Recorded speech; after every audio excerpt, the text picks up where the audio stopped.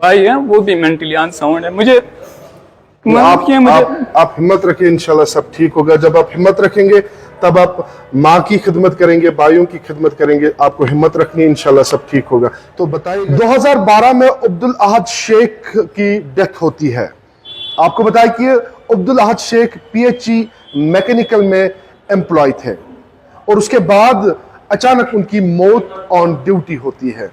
और उसके बाद उनके जो बच्चे हैं वो उस समय बहुत छोटे थे और PHE डिपार्टमेंट ने उन बच्चों को कहा था कि आप अभी माइनर हैं और आपको अभी नौकरी नहीं दी जाएगी। जैसे ही आप 18+ होंगे या यूं कहे तो मैच्योर होंगे, आपको गवर्नमेंट जॉब दिया जाएगा SRO 43 के तहत। लेकिन उनके बच्चे इमरान अहद शेख जो कि 18+ हुए हैं, 22 इनकी उम्र है, लेकिन आज तक दर-बदर फिर रहा है। आपको बताएं, लगातार ऐसे वाकये पेश आते हैं, चाहे हम PHE डिपार्टमेंट की बात करेंगे या बाकी PDD डिपार्टमेंट की बात करेंगे, आए दिन ऐसे वाकये पेश आते हैं कि कुछ एम्प्लॉयज जो है इलेक्ट्रिक शॉक की वजह से उनकी मौत वाकया हो चुकी है। लेकिन लगातार उन बच्चों को नजरअंदाज किया जाता है जिन बच्चों के बाप ने डिपार्टमेंट के लिए जान भी दी है। इमरान शेख मेरे साथ मौजूद है, इनसे जानने की कोशिश करेंगे क्यों इनको नजरअंदाज किया गया और क्या कुछ इनकी मांग है। इमरान, बहुत बहुत शुक्रिया। ये मुझे बताया कि आपके वालिद साहब जो थे किस में वो काम करते थे और उसके बाद उनकी मौत कैसे वाकया हुई है। जी सर, वो PHE मैकेनिकल डिवीजन में श्रीनगर में काम कर रहे थे, जो जवाहर नगर है। अच्छा। उसकी ड्यूटी जो थी वो काठी दरवाजा में थी। तो फिर 2012 में उसकी डेथ ऑन ड्यूटी हो जाती है बाय हार्ट अटैक। अच्छा। सो उसके बाद इन्होंने डिपार्टमेंट वालों ने हमारे साथ प्रॉमिस किया है कि जैसे ही आप 18+ एज के होंगे उस टाइम आपको इस जगह अपॉइंट किया जाएगा। सो उस टाइम हम केस को फॉलो कर रहे थे, तब से आज तक ये हमें इधर उधर घुमा रहे हैं। मुझे समझ ही नहीं आता ये चाहते क्या है। इनको मैंने इनको ये भी बताया था कि अगर आप पैसे चाहते हो मैं वो भी अरेंज करता हूँ, क्योंकि मेरे पास कोई सहारा नहीं है। घर में जो मेरी मदर है वो मेंटली अनसाउंड है और जो भाई है वो भी मेंटली अनसाउंड है। मुझे आप हिम्मत रखें, इंशाल्लाह सब ठीक होगा। जब आप हिम्मत रखेंगे तब आप माँ की खिदमत करेंगे, भाइयों की खिदमत करेंगे। आपको हिम्मत रखनी है, इंशाल्लाह सब ठीक होगा। तो बताइएगा कि क्या मसला हुआ। उसके बाद मैं केस फॉलो कर रहा हूँ। ये मुझे आज कल परसों बोल रहे हैं कि हम आपका जो केस है वो फॉरवर्ड करेंगे, लेकिन नहीं कर रहे थे। फिर मैंने एग्जन साहब के पास में गया, मैंने रिप्रेजेंटेशन उसके पास भी डाली थी। उन्होंने इनको बताया कि एज सून एज पॉसिबल इसका जो केस है वो फॉरवर्ड किया जाए अहेड। तो उसके बाद जैसे ही उसने एक कलर को बुलाया उसको, इसने बताया कि ऐसा इसका case within no time forward होना चाहिए। सो फिर उसके बाद क्या होता है, वो जो एग्जाम थे तब शेख साहब वही जौहर नगर में, तो उसका खाली 1 मंथ रहता है रिटायर होने में। सो ये वेट कर रहे, तब तक मुझे टाल मटोल उन्होंने किया कि हम ये करेंगे वो करेंगे, फंसाया आपने जाल में जब तक वो अभी तक आपको जॉब नहीं मिली है SRO 43 के तहत। मुझे बताया कि आप 18+ हैं। मैं अभी 22 एज की हूँ, एज का हूँ। और अच्छा, ये घर में कौन कौन है आपके? मेरे घर में मेरी मदर है जो मेंटली अनसाउंड है, और मेरा छोटा भाई है वो भी मेंटली अनसाउंड है, और मेरी छोटी सिस्टर है। हाँ। तो अभी आप कैसे गुजारा करते हैं?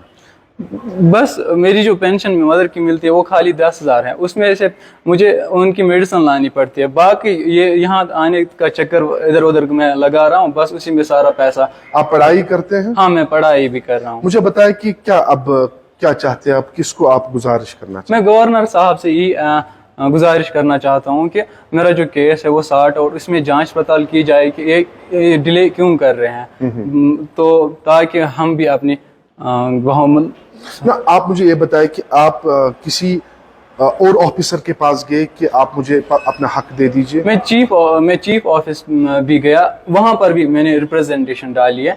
सो चीफ ने जब इनको बुलाया ये नहीं आए। वहाँ सेक्शन ऑफिसर हैं, वो उसने बताया असिस्टेंट ऑफिसर को आप जाओ चीफ साहब के पास, जब उन्होंने बताया कि इनको प्रेजेंट करो। असिस्टेंट ऑफिसर साहब दूसरे बंदे को बोल रहा है कि आप जाओ, क्योंकि इन्होंने तब वहां पर भी मेरी जो पहली वाली रिप्रेजेंटेशन थी वो छुपा के रखी थी।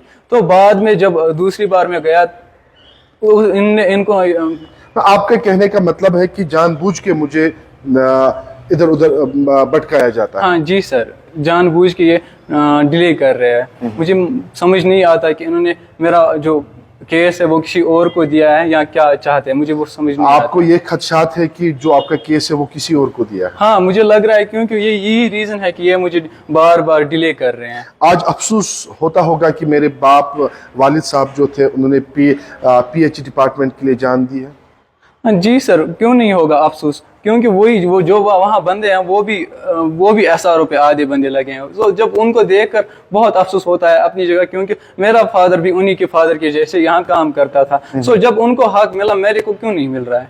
چلے بہت شکریہ. امید کرتے ہیں ہم کہ آپ کا جو مسئلہ ہے یہ گورنمنٹ سنے اور آپ کو ایڈجسٹ کرے. ناظرین, یہ ڈیتھ سرٹیفکیٹ ہے اور اس میں بتایا جا رہا ہے کہ جو عبدالاحد شیخ جو پی ایچ ای میں کام کرتے تھے ان کی موت جو ہے 12/5/2012 میں واقع ہوتی ہے شری نگر کے فلورنس ہاسپٹل میں. اور میں آپ کو بتاؤں کہ ان کا کہنا ہے کہ وہ آن ڈیوٹی ان کی موت واقع ہو چکی ہے. اور اس کے بعد یہ جو ڈیتھ سرٹیفکیٹ میں آپ کو دکھا رہا ہوں یہ پولیس اسٹیشن کنزر نے ان کو دی ہے, جس میں صاف طور یہ لکھا گیا ہے کہ عبدالاحد شیخ جو 12/5/2012 میں جن کی موت واقع ہو چکی ہے, اور اس کے بعد ان کے جو عمران احمد شیخ ان کے فرزند ہے, یہ تب کافی زیادہ چھوٹے تھے, اب یہ میچور ہوئے 18+ ہوئے ہیں. ان کو آشواسن دیا گیا تھا کہ آپ کو گورنمنٹ جاب دی جائے گی, لیکن آج یہ در بدر پھر رہا ہے. ڈپارٹمنٹ سے لے کر باقی انیہ ڈپارٹمنٹ میں گیا ہے لیکن اس کو نظر انداز کیا جاتا ہے. امید یہی ہے کہ ڈپارٹمنٹ اس کو اپوائنٹ کرے, ریہیبلیٹیٹ کرے, کیونکہ اس کے پیچھے فیملی ہے, والدہ اس کی ہے وہ بھی بیمار رہتی ہے, ان کا جو بھائی ہے وہ اب نارمل ہے, کمانے والا یہی ہے. آپ خود اندازہ لگائیے اگر عبدالاحد شیخ نے ڈپارٹمنٹ کے لیے جان دی ہے, آن ڈیوٹی انہوں نے جان دی ہے, تو اس کے بچوں کو نظر انداز کیوں کیا جاتا ہے؟ کیمرامین شاکر ملک کے ساتھ میں Aqib Dar, JK news point, سری نگر.